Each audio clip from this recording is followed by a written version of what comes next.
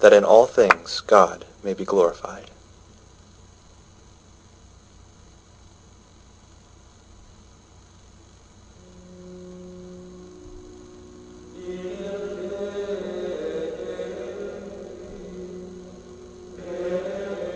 The preceding documentary was produced in the fall of 2005.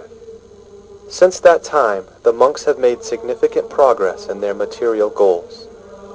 Construction of the residence building has been completed, and in January 2008, the monks began the long process of moving from their barns and sheds to the new residence.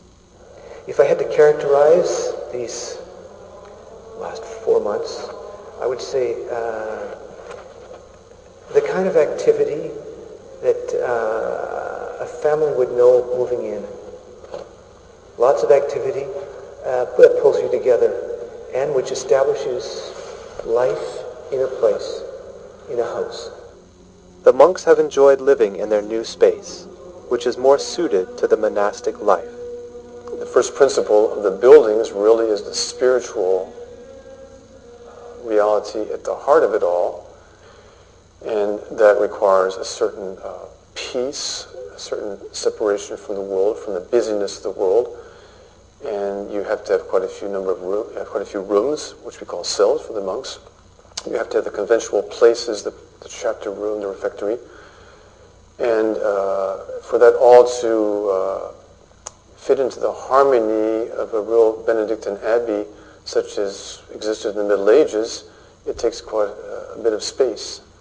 But the monastery residence, which we just dedicated, now provides some orderliness.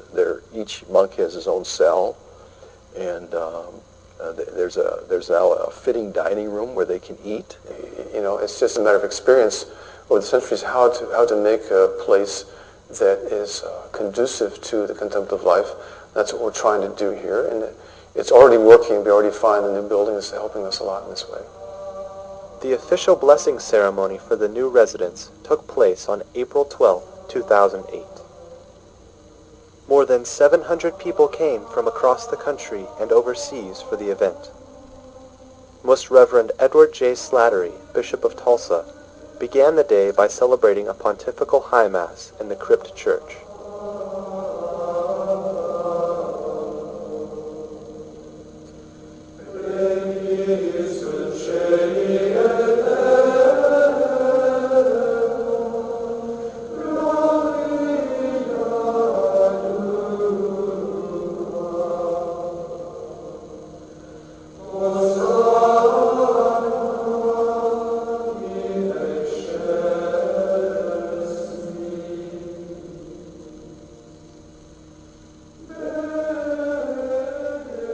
Following the Mass was the solemn blessing of the new residence building.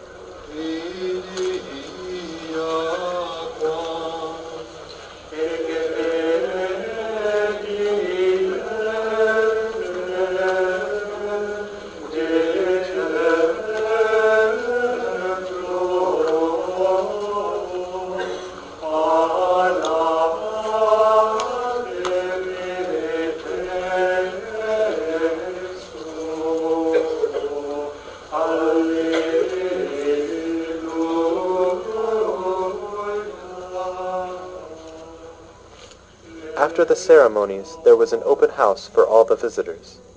This occasion was the single opportunity for the public to view the new facilities within the enclosure.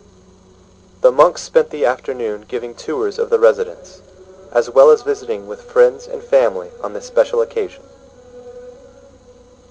Now that the monks have a suitable place in which to live, they are ready to begin the next phase of construction, even the most important phase, the abbatial church. We sing the divine praises, we need a church.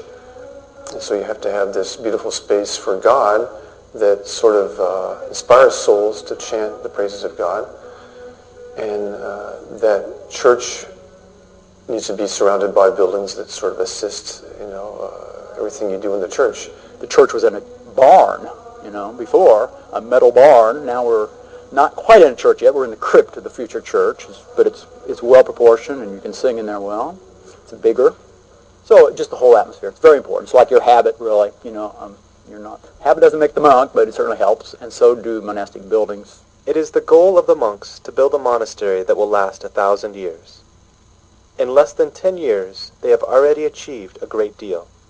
But there is still much work to be done. We hope to start the church, if we're very lucky or very blessed, in a year. Might be more like 2 years. We're already packed. We're going to start putting sheds out for some of the monks very soon, probably. So we really need another building, living quarters building, but we want to build the church first. That's the center of the life here. They still need to raise a lot of money for the church. And the church is going to be big and beautiful. And I think that any donor who experiences what the monks have to offer to them, as well as to everyone else, they will experience a joy when they give their first gift. I promise, if they give it for the right reason and they give it generously, they will experience a joy of the heart that they have contributed to the spirituality of the world, really. And they're going to give again.